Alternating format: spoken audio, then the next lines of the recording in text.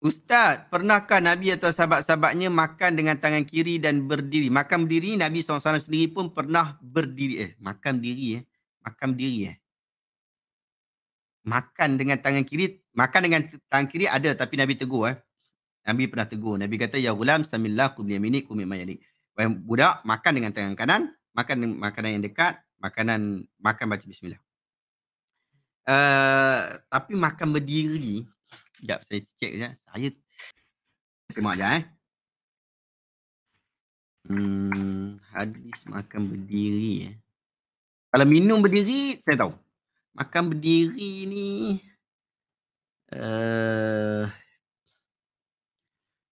dalam Sunan Tirmizi, hadis daripada Ibn Umar. Dia kata, "Kunna na'kulu ala ahdi Rasulillah sallallahu alaihi wasallam wa nahnu namshi wa nashrab wa nahnu qiyamun." Pada zaman Nabi, kami biasa makan sambil berjalan dan minum sambil berdiri. Hadis ini riwayat Imam Tirmizi. Al-Mubarakpuri telah meletakkan hadis ini di bawah bab rukhsah dalam minum sambil berdiri. Menurut beliau, hadis ini menjadi dalil akan keharusan makan sambil berjalan. Adapun hadis riwayat Anas bin Malik di atas menunjukkan larangan ditakwil sebagai makruh tanzih dan bukannya haram.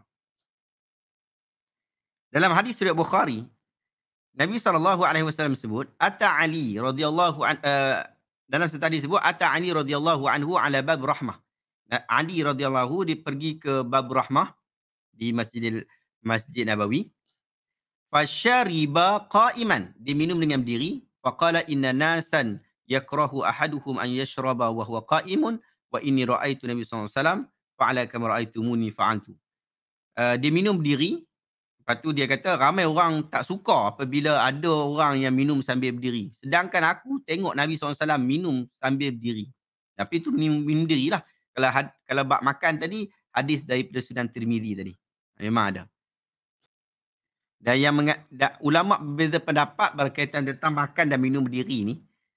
Pertama, Ibn Hazmin, ulama-ulama mazhab Zahiri, dia kata haram. Sebab hadis tadi, ada hadis Nabi SAW kata, siapa yang minum, Ibn Abbas sebut, aku pernah minum depan Rasulullah SAW, ayat Zamzam, bukan. Aku pernah minum, Nabi SAW sebut, la yashribanna ahadun minkum qa'iman, faman nasiya falyastaqi. Jangan kamu minum dalam keadaan berdiri. Kalau siapa yang minum, dia terlupa, dia kena muntahkan. Hadis ni sahih riwayat Muslim. Jadi, ulama-ulama mazhab Zahiri kata, hadis itu menunjukkan bahawa haram minum berdiri. Haram minum dan makan berdiri. Tetapi, majoriti para ulama berpandangan bahawa minum dan makan sambil berdiri tidaklah haram. Tetapi dia termasuk dalam makruh tanzihi. Makruh tanzihi ada dua, makruh tahrimi. Kalau kita buat memang dapat dosa. Walaupun dia tak sampai dosa haram, tapi dapat dosa juga. Satu lagi, makruh tanzihi. Makruh tanzihi ni buat tak dapat dosa. Tetapi dia ni menyelisihi arahan umum Nabi SAW. Tuntutan umum Nabi SAW. Walaupun tuntutan itu tidak tegas, tetapi ada tuntutan tu. Yang tu. Jadi jumhur ulama, majoriti ulama kata makruh. Makruh tanzihi. Makruh tanzihi. Sebab apa dia kata makruh? Hadis dia bagi takwil. Yang pertama adalah wujudnya banyak hadis yang Nabi SAW minum diri dan sahabat minum diri, makan diri. Itu pertama. Yang kedua, pun begitu ada hadis yang Nabi larang minum diri. Jadi bila ada larangan dan juga ada perbuatan, maka perkara itu menjadi setara. Ataupun kita kata apa, dia tak jadi haram. Tetapi mungkin dia termasuk dalam perkara yang tidak digalakkan. Dia termasuk perkara yang tidak digalakkan. Itu pandangan yang kedua.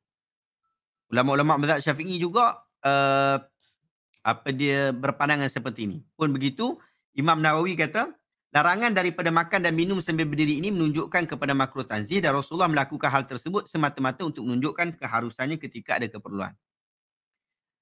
Pendapat yang ketiga kata harus dan tidak makruh. Tak ada masalah. Nak buat-buat. Nak minum diri. Makan diri. Ni ulama-ulama dekat Mesir banyak ambil pendapat ni. Sebab tu mereka bila makan ta'miyah, mereka makan